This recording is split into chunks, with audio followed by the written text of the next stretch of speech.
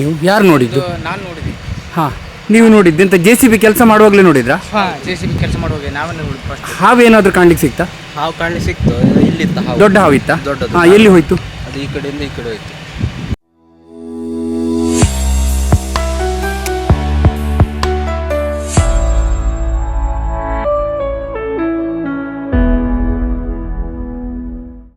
ಸ್ನೇಹಿತರೆ ನಮಸ್ಕಾರ.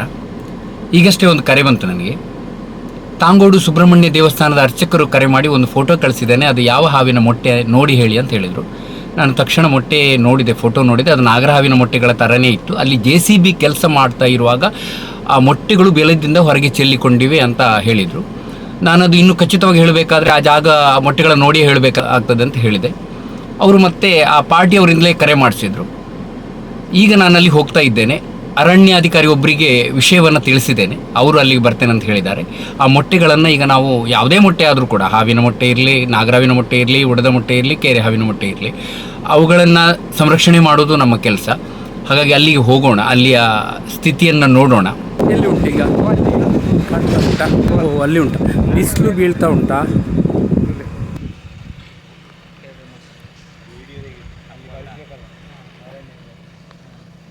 ಈಗ ಇದು ನೋಡಿ ಎಷ್ಟು ಹೊತ್ತಾಯ್ತು ಸರ್? ನೀವು ಯಾರು ನೋಡಿದ್ದು? ನಾನು ನೋಡಿದೆ.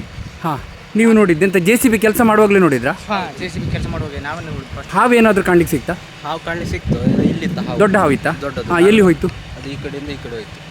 ಹಾಂ, ಮತ್ತೆ ಆನಂತರ ಕೆಲಸ ನಿಲ್ಲಿಸಿದ್ರಾ? ಮತ್ತೆ ಈ ಕಡೆ ಬಂದು ಮತ್ತೆ ಈ ಕಡೆ ಹೋದ್ಮೇಲೆ ಹಾಂ. ಮತ್ತೊಂದು ಈ ಕಡೆಯಿಂದ ಕೇರೆ ಹಾವು ಬಂತು. ಹಾಂ, ಮತ್ತೆ ಇಲ್ಲಿಗೆ ಸ್ಟಾಪ್ ಮಾಡಿ ಮತ್ತೆ ಈ ಕಡೆ ಇದೀಗ ನಾಗರಾವಿನ ಮೊಟ್ಟೆ ತಾಯಿ ಹಾವು ಬರ್ತದೆ, ಪದೇ ಪದೇ ಇವತ್ತು ಬರ್ತದೆ. ಇವತ್ತು ಅಲ್ಲ, ಒಂದು ವಾರ ಬರ್ತದೆ. ನೀವು ಈ ಜಾಗ ಸ್ವಲ್ಪ ಯಾರು ಸಂಬಂಧಪಟ್ಟವರು? ಹಾಂ, ಈ ಜಾಗ ಮುಟ್ಟಬೇಡಿ, ಒಂದು 4-5 ದಿನ ಮುಟ್ಟಬೇಡಿ. ಯಾಕಂದರೆ ತಾಯಿ ಹಾವು ಇನ್ನೂ ಆ ಮೊಟ್ಟೆಯಿಂದ ಮರಿ ಹೊರಗೆ ಬಂದು ಹೊರೆ ಕಳಚುವವರೆಗೆ ಇರ್ತದೆ ಇಲ್ಲಿ. ಈಗ ಮೊಟ್ಟೆ ಹೋಗಿರೋದ್ರಿಂದ ಪದೇ ತಿರುಗ್ತಾ ಇರ್ಬೋದು. ಇಲ್ಲಿ ಒಂದು 5-6 ದಿನದ ನಂತರ ಹೊರಟೋಗ್ತದೆ ಅದರ ಪಾಡಿಗೆ. ಬಿಸಿಲು ಬೀಳಬಾರ್ದು, ನಾನು ಅವರಿಗೆ ಹೇಳಿದ್ದೆ ಬಿಸಿಲು ಬೀಳಬಾರ್ದು ಅಂತೇಳಿ, ಆದರೆ ಬಿಸಿಲು ಹಾಕಿದ್ದಾರೆ. ಗೊತ್ತಾಯ್ತಾ ಗೊತ್ತಿಲ್ಲ, ಇಲ್ಲಿ ಹಾಂ, ಗೊತ್ತಾಯ್ತ ಇತ್ತ ಗೊತ್ತಿಲ್ಲ. ಗೊತ್ತಲ್ಲ. ಹೆಗ್ಗಣದ ಬಿಲ ಇತ್ತು, ಇಲ್ಲಿ ಹೆಗ್ಗಣದ ಬಿಲ ಇರ್ತದೆ, ಹಾಂ, ಬಿಲದಲ್ಲಿ ಅವುಗಳು ಮೊಟ್ಟೆ ಇಡ್ತವೆ. ಹಾಂ,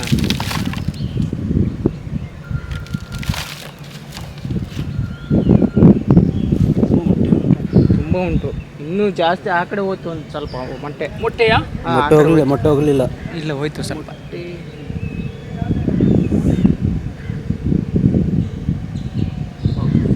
ಆಗಿದೆ, ಕಾಣ್ತಾ ಇದೆಯಾ? ಹಾಂ, ಕಾಣ್ತಾ ಇದೆ. ಇದರಲ್ಲಿ ಎಷ್ಟು 6 ಆಯ್ತಲ್ಲ? 6 6 2 8 8 8 11 11 12 12 16 16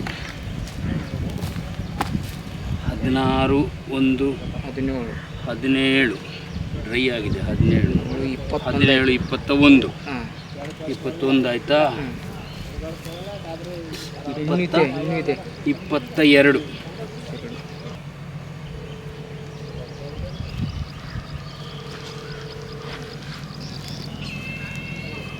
22 23 ಇನ್ನೂ ಇರಬಹುದು. 23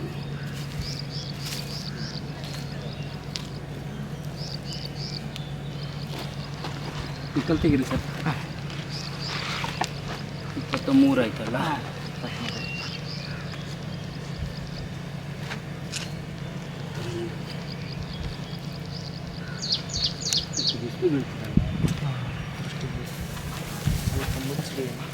ಜಂಬೂರಲ್ಲಿ ಅದು ಬರ್ತದೆ ಮತ್ತೆ ದೃಷ್ಟಿ ಅದು ಹಾವು ಬರ್ತದೆ ಮತ್ತೆ. ಅಲ್ಲ, ಬಿಸಿಲು ಬಿದ್ದರೆ ಮೊಟ್ಟೆ ಒಳಗಿನ ಮರಿ ಸಾಯ್ತದೆ. ಅದಕ್ಕೆ ಬಿಸಿಲು ಬೀಳಬಾರ್ದು. ಅದು ಶೀತ ರಕ್ತ ಜೀವಿಗಳಲ್ವಾ, ಅವುಗಳಿಗೆ ಹೆಚ್ಚು ಬಿಸಿಲು ತಡ್ಕೊಳ್ಳಿಕ್ಕೆ ಆಗುದಿಲ್ಲ. ಈಗ ಬಿಸಿಲು ಬಿದ್ದಿರೋದ್ರಿಂದ ಎಷ್ಟು ಮರಿ ಹೊರಗೆ ಬರುತ್ತೆ ಅಂತ ಗೊತ್ತಿಲ್ಲ. ಮತ್ತೆ ನನಗೆ ಒಂದು ಅರ್ಧ 1 ಗಂಟೆ ಬಿಸಿಲು ಬಿದ್ದಿದೆ. 1 ಗಂಟೆ ಆಯ್ತು. ಈಗ ನಾವು ಆಯ್ತಲ್ಲ? ಆಯ್ತು ಆಯ್ತಲ್ಲ? ಈಗ ಆಯ್ತು. ಅಲ್ಲಿ ನೀರು ಕೊಡ್ಬೇಕು. ಹಿಂಗೆ ಎಲ್ಲಿ ಹೋಗಿದೆ ಅಂದಾಜು? ಎಲ್ಲಿ ಬಂದಿದೆ? ಈ ಸೈಡ್ ಬರಲಿಲ್ಲ, ಅದಷ್ಟೇ ಬಿಟ್ಟದ್ದು ನಾನು. ಇಲ್ಲ ಮೊಟ್ಟೆ ಬರಲಿಲ್ಲ, ಯಾಕಂದ್ರೆ 23 ಅಲ್ಲ, ಸುಮಾರು ಇಡ್ಲಿಕ್ಕೆ 50 ಮೊಟ್ಟೆ ಇಡ್ತದೆ ಒಂದು ನಾಗರಾವು. ಹಾಂ ಆದರೆ ಇದು ಅದರದ್ದೇ ನಾಗರಾವಿನ ಮೊಟ್ಟೆ 100% ಡೌಟ್ ಇಲ್ಲ. ಅದು ಇಲ್ಲಿ ಇದು ದಟ್ಟ ಇದಿತ್ತು, ಪೊದೆ ಇತ್ತು ಮತ್ತು ಬಿಲ ಇತ್ತು. ಹಾಂ ಯಾವತ್ತೂ ಹಾವು ಮೊಟ್ಟೆ ಇಡುವಾಗ, ನಾಗರಾವು ಮೊಟ್ಟೆ ಇಡುವಾಗ ಬಿಲದ ಒಳಗೆ 1 ಮೀಟರ್ ಒಳಗೆ ಇರ್ತದೆ, ಹೊರಗೆ ಇಡುವುದಿಲ್ಲ. ಯಾಕಂದರೆ ಟೆಂಪರೇಚರ್ ಬೇರೆ. ಮಣ್ಣು ಇಷ್ಟ ಇದ್ದು ಹಾಂ, ಮಣ್ಣಿತ್ತು, ಇಷ್ಟು ಎತ್ತರದ ಮಣ್ಣಿತ್ತು. ಮಣ್ಣಿತ್ತು. ಹಾ. ಅವಾಗ ಒಂದು ಅದರ ಮೇಲೆ ಕಮ್ಯುನಿಸ್ಟ್ ಉಂಟು. ಅದರ ಮೇಲೆ ಹುಲ್ಲೆಲ್ಲ ಇತ್ತು. ಹಾಂ, ಈಗ ಅದಕ್ಕೆ ಸ್ವಲ್ಪ ಗೊತ್ತಿಲ್ಲ, ತಾಗಿದೆ ಅಂತ ಗೊತ್ತಿಲ್ಲ. ಯಾರು JCB ಕೆಲಸ ಮಾಡಿದ್ದು ಯಾರು? ನಾವೇ ನೀವು ಮಾಡಿದರೆ ಅದು ಹಾವು ಯಾವ ರೀತಿ, ಏನಾದರೂ ಚರ್ಮ ಸುಲಿದ ರೀತಿಯಲ್ಲಿ ಬಂತ? ಚರ್ಮ ಎಂತ ಸುಲ್ಲಿಲ್ಲ. ಹಾಂ, ಇದು ಮಣ್ಣು ಎತ್ತಿದ್ನಲ್ಲ, ಹೌದು. ಅದ ತಕ್ಷಣ ಹೊರಗಡೆ ಬಂತು. ಹಾಂ, ಹೊರಗಡೆ ಬಂದ ತಕ್ಷಣ ಅಲ್ಲಿಗೆ ನಾನು ಸ್ಟಾಪ್ ಮಾಡಿದ್ರಿ. ಅದು ಹರ್ಕೊಂಡು ವೇಗವಾಗಿ ಆಚೆ ಹೋಯ್ತು. ಈಚೆಯಿಂದ ಈ ಕಡೆ ಹೋಯ್ತು. ಆಚೆ ಹೋದ ನಂತರ ಮತ್ತೆ ನಾನು ಈಗ ಬಿಟ್ಟ ಮೇಲೆ ಮತ್ತೆ ಈ ಕಡೆ ಮಣ್ಣು ತೆಗಿಬೇಕಿತ್ತು. Okay. ನಾನು ಸ್ಟಾಪ್ ಮಾಡಿದ್ದು.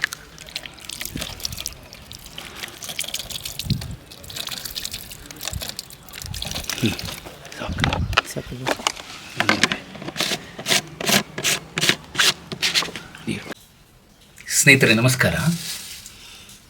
ಇಲ್ಲಿ ನೋಡಿ, ನಿನ್ನೆ ತಂದಂಥ ಮೊಟ್ಟೆಗಳಿಂದ ಒಂದು ಮರಿ ಹೊರಗೆ ಬಂದಿದೆ ನೋಡಿ. ನಿನ್ನೆ ಬಿಸಿಲಲ್ಲಿದ್ದು ನನಗೆ ಅನುಮಾನ ಇತ್ತು, ಒಳಗೆ ಸತ್ತಿರ್ಬೋದು ಮರಿಗಳು, ತುಂಬ ಬಿಸಿಲು ಇದ್ದಿದ್ದರಿಂದ ಅಂತ ಅನಿಸಿತ್ತು. ಆದರೆ ಪುಣ್ಯಕ್ಕೆ ತಂದು ಬಹಳ ತಂಪಿನ ವ್ಯವಸ್ಥೆಯಲ್ಲಿ ಇಟ್ಟ ನಂತರ ಇವತ್ತು ಒಂದು ಮರಿ ಹೊರಗೆ ಬಂದಿದೆ. ಒಂದು ಮರಿ ಹೊರಗೆ ಬಂದಿದೆ ಮಾತ್ರ ಅಲ್ಲ, ಜೊತೆಗೆ ಎಲ್ಲ ಮೊಟ್ಟೆಗಳು ಹೊಡೆದಿವೆ ನೋಡಿ. ಇಲ್ಲೊಂದು ನೋಡಿ, ಕಾಣ್ತಾ ಇದೆಯಾ, ತಲೆ ಹೊರಗೆ ಹಾಕಿ ಕೂತ್ಕೊಂಡಿದೆ. ಮತ್ತು ಈ ಮೊಟ್ಟೆನೂ ಹೊಡೆದಿದೆ. ಎಲ್ಲ ಮೊಟ್ಟೆಗಳನ್ನು ಒಮ್ಮೆ ನೋಡ್ಕೊಳ್ಳಿ ನೋಡಿ. ಈ ಮೊಟ್ಟೆನೂ ಓಪನ್ ಆಗಿದೆ, ಇದು ಹೊಡೆದಿದೆ. ಎಲ್ಲದರಿಂದ ಮರಿ ಹೊರಬರೋ ಸೂಚನೆ ಇದೆ. ಇವತ್ತು ನಾಳೆಯಲ್ಲಿ ಬರ್ಬೋದಂತ ಅನಿಸ್ತದೆ.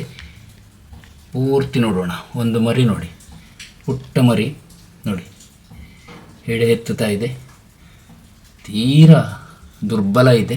ನಿನ್ನೆ ಒಂದು ಮರಿ ಮಾತ್ರ ಬಂದಿತ್ತು ಮೊಟ್ಟೆಯಿಂದ. ಇವತ್ತು ಎಷ್ಟು ಮರಿಗಳು ಬಂದಿವೆ ನೋಡಿ, ಪುಟ್ಟ ಪುಟ್ಟ ಮರಿಗಳು.